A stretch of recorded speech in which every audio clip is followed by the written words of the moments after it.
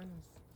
Like a grapefruit. Honestly, it actually tastes like a grapefruit from the grocery store. So that's why I know that they're turned. I like for my peppers to be turned colors on the vine. I have gotten some that was bigger, but like I said, is that compost with mushroom, that spent mushroom does very well. But now this one like literally is like leaning, and then that mushroom has to break down. In order for it to break down, I have to continue on water, glue out all the adversity. Thanks so much for coming to Goddess Garden, where you grow within and out. Today I'll take you guys along in a garden because we are going to be harvesting some goodies that needs to be harvested right away. Ooh, look at this beautiful butterfly on a Latanus.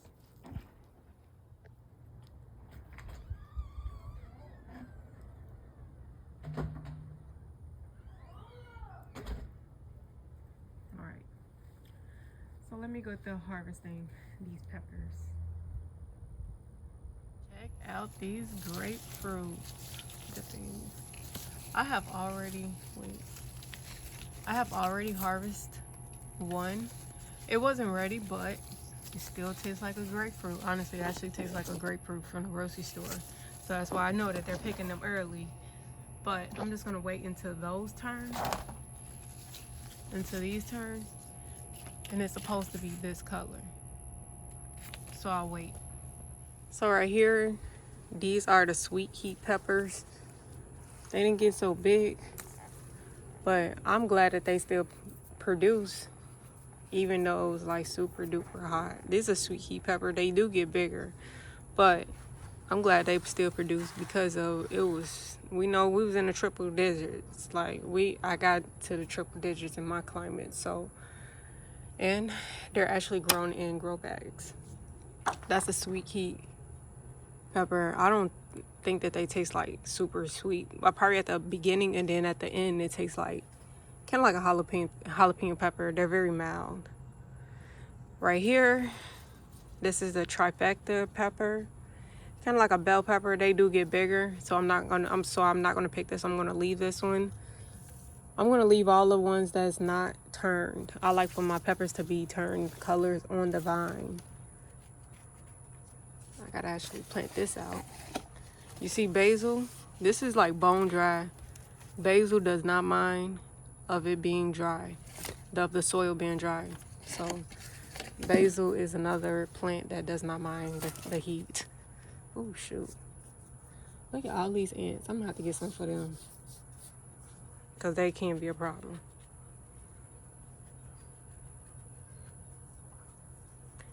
All right, let's go to the other plant.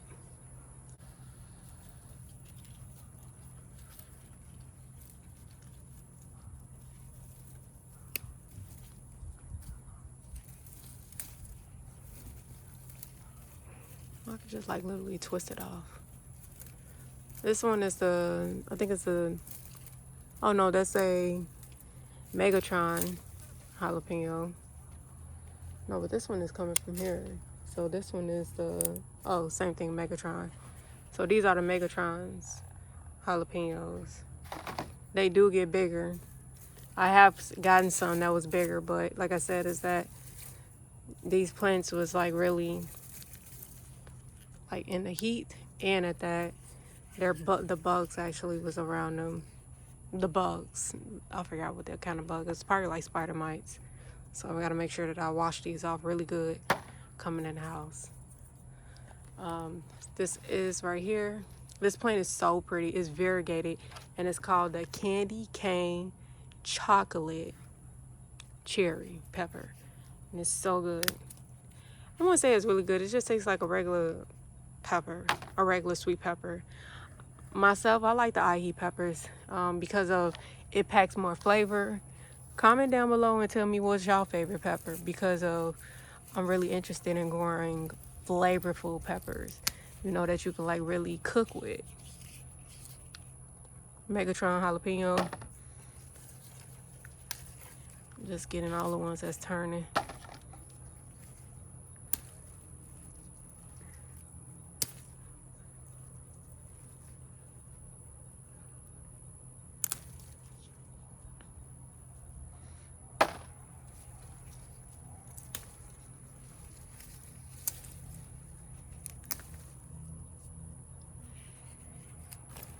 Oops.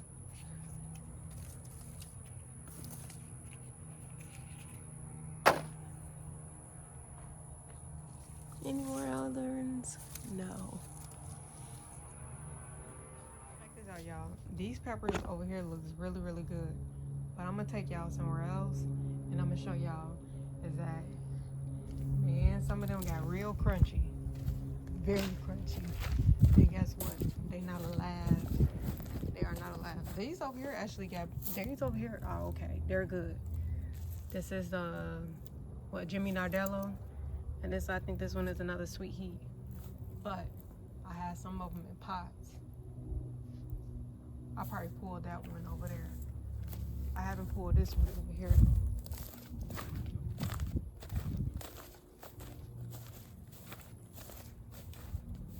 This is the one I was harvesting from, which is the candy cane pepper. And look at that. Just look at that. Look at this. Look at this. It was doing perfectly good. You see that?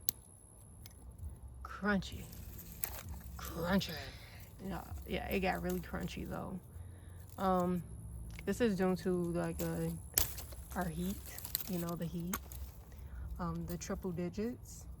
Yeah, and it's, I can't say because it's grown in a grow bag, but I could say the other ones are growing in semi-shade, and this one is grown in full sun. So this one didn't handle, this one didn't take. Okay, that one didn't take. But this one was growing. Something was right here, which was a sunflower that was actually shading out this plant right here. But guess what? It grew very well. It's growing very well, even though it was started shading, but it actually stunted its growth a little bit. But still though, the plant is actually safe, so now I get to harvest. And also overwinter this plant. Let me check out some other ones over here.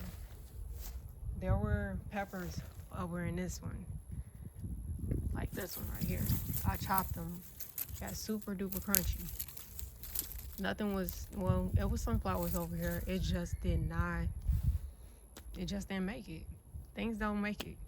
And I'm here to show y'all is that some things don't make it and some things do. The ones that don't make it, they just don't make it. They wanted to go.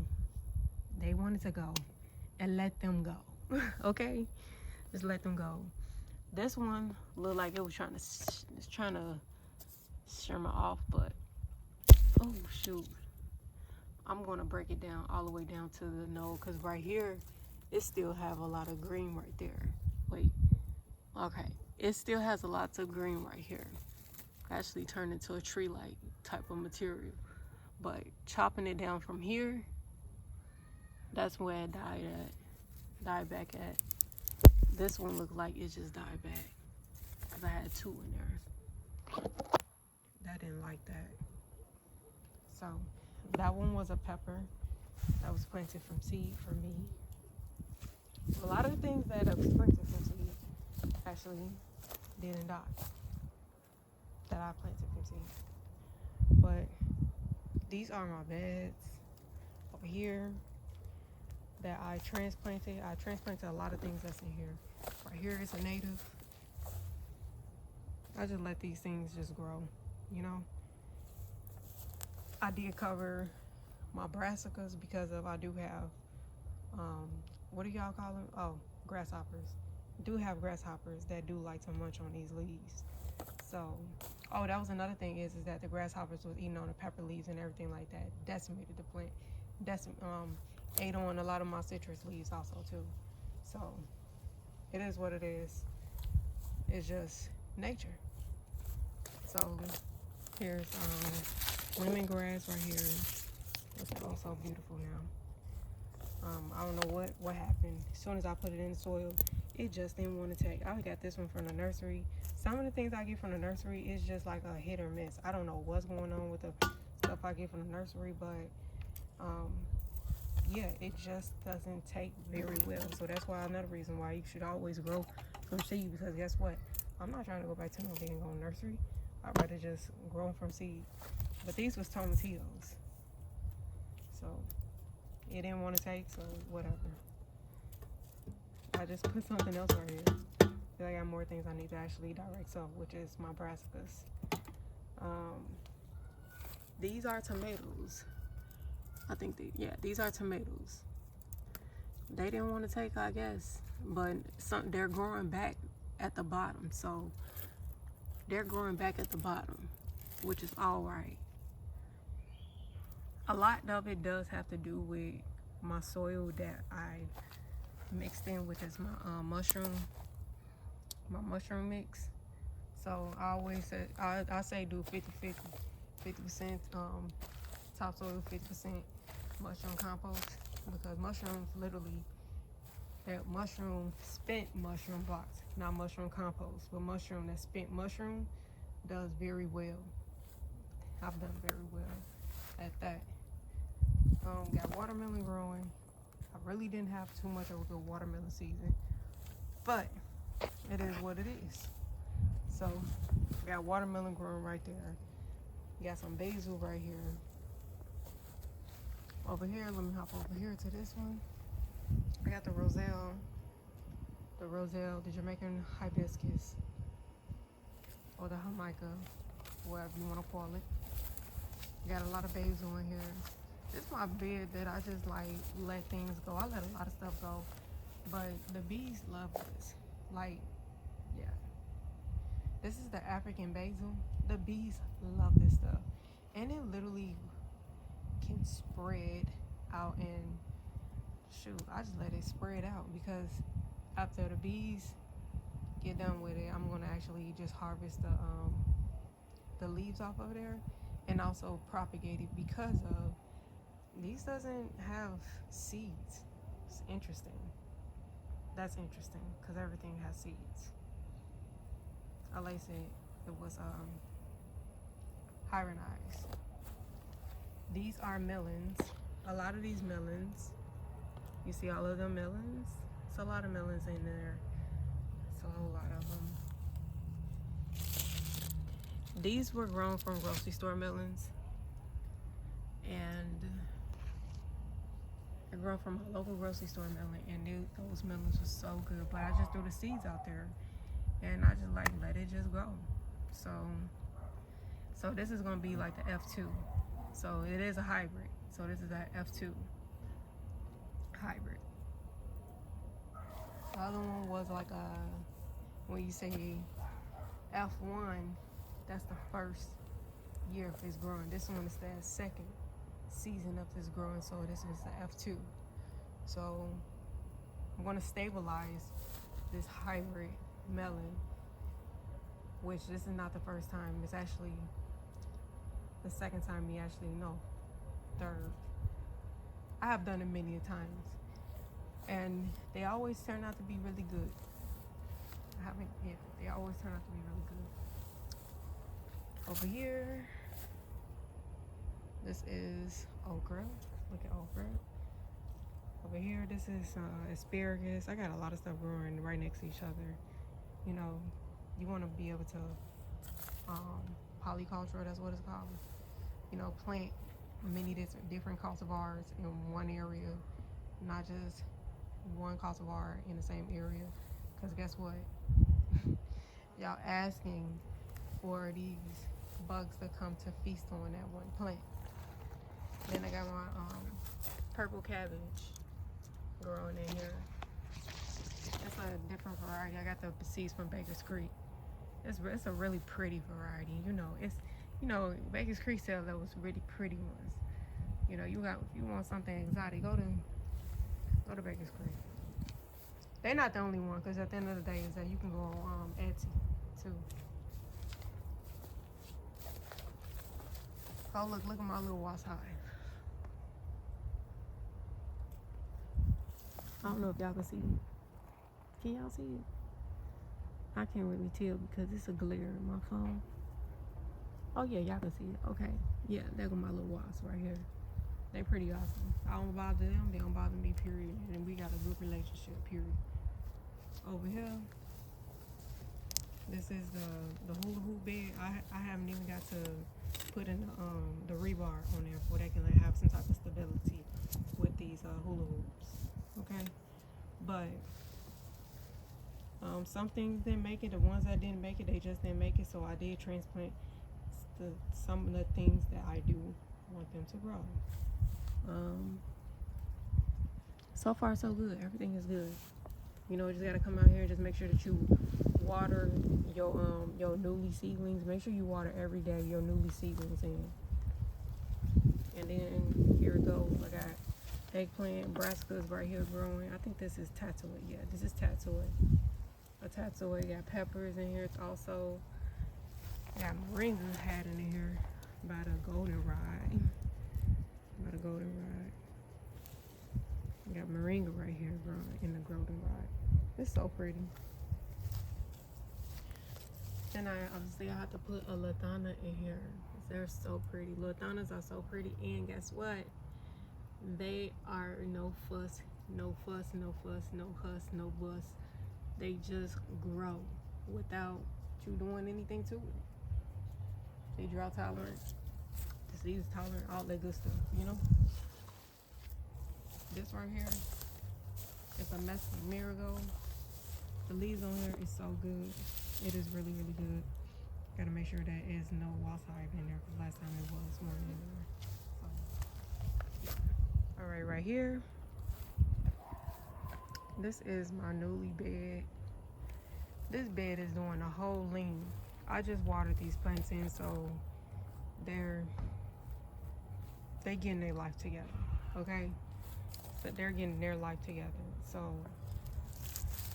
I may have to resow some of the seeds, which is what this brassica is. No, Brussels sprouts. I ain't about to resow Brussels sprouts, no. But yeah, I just resowed these. I just planted this bed. So it's on a lean though. Like, this is the only thing I just don't like about it. Because I did have like an in-ground bed, and it was just raised up just slightly a little bit. But now this one like literally is like leaning. And then my yard, it does have a slope, so that's another thing. Oh shoot! Oh shoot! Oh my gosh, it's just so much stuff that's out. Got grasshoppers right here. Look at you! Oh my gosh, there's just too much going on right now. Let's just go right here. Okay, I'm gonna zoom in right there. But that bed I just planted out, and I just watered also. We gotta make sure that I water every day in the morning. This bed right here has been planted out for like probably like a week, giving it a week or two. I've been planted it out, and here it goes.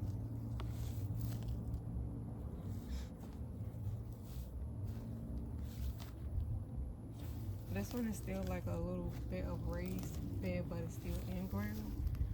I will be getting a raised bed for this one because of production wise. Gotta make sure that my soil is you know, like my native soil. It's heavy clay. It's heavy clay soil. So I do get like the spent mushrooms to help break down this heavy clay, and also, you know, and I just always say to put it with some topsoil, and that's it. But look at this, look at the bee, the bees and everything love Lantanas. Lantanas is a perennial. You don't have to do much with Lantanas, like seriously.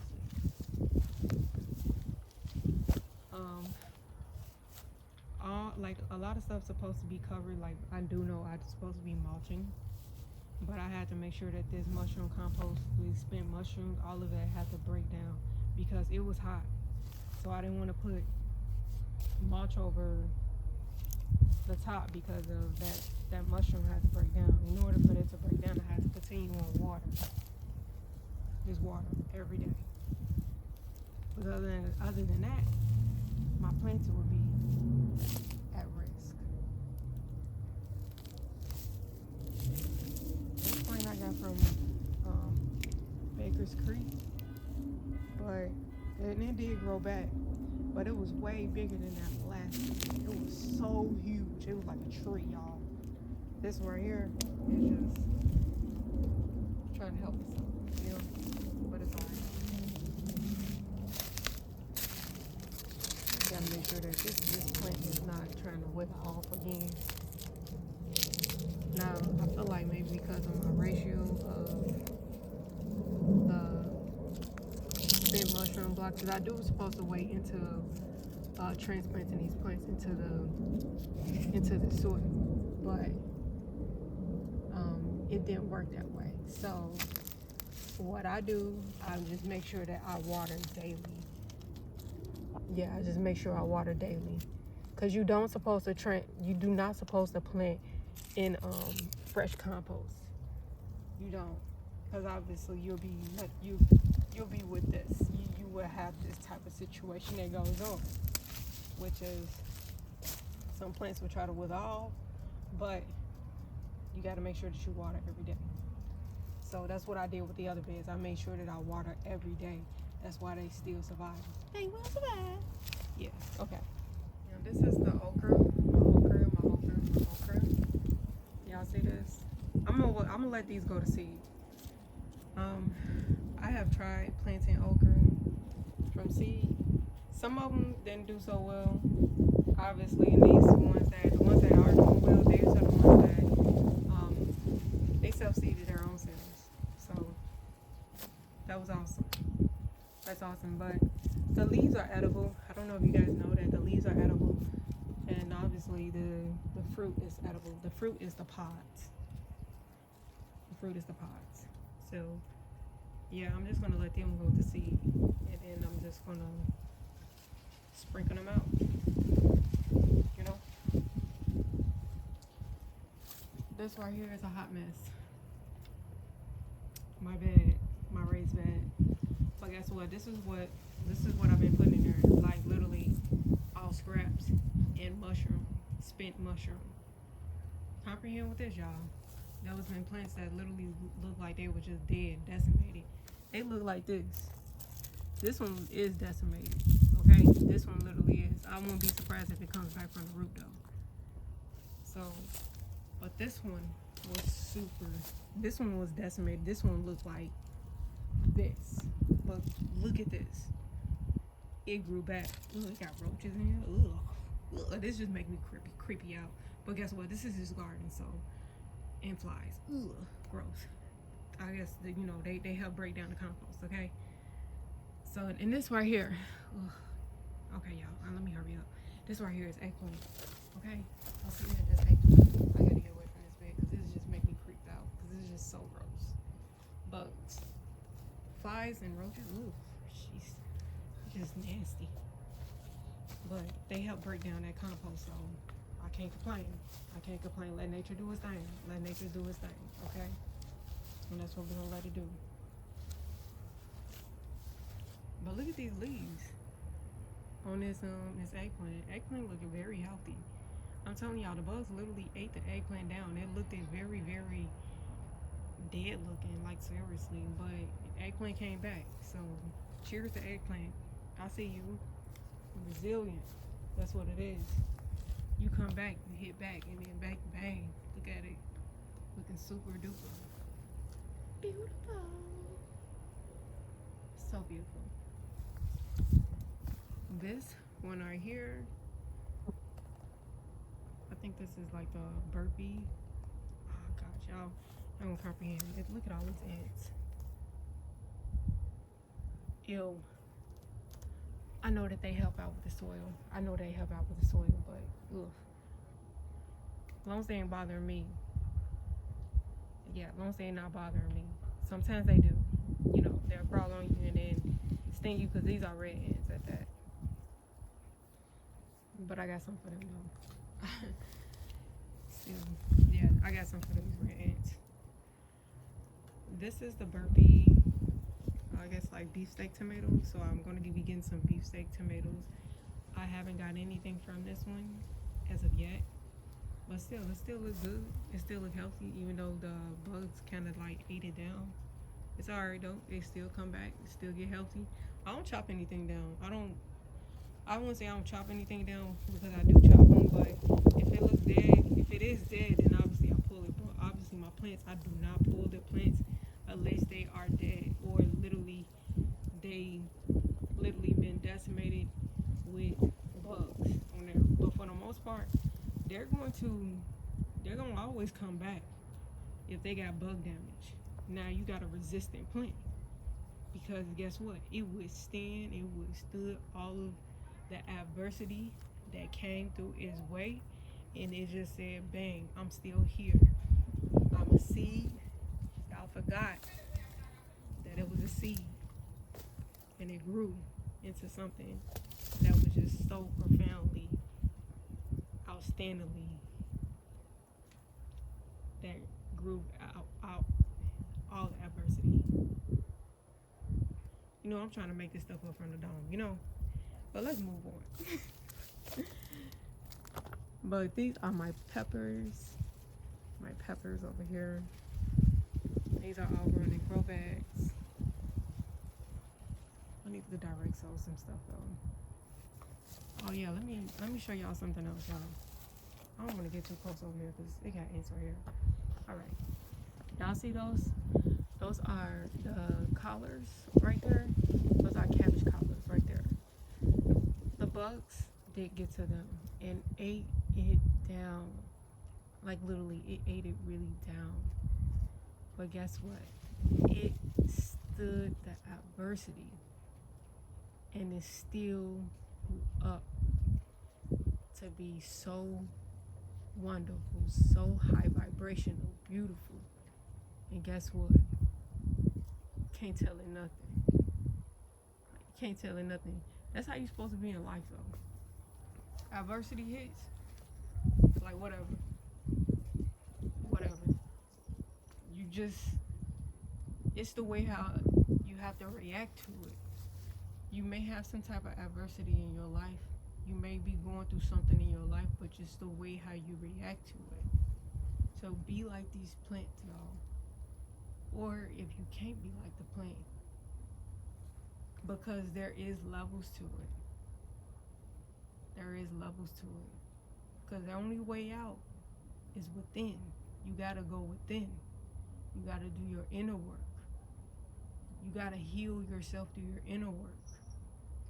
Don't be looking for validation that's outside of yourself. Because can't nobody tell you how to do you only but you. Period. Just like these plants. Humanity try to tell these plants how to do them.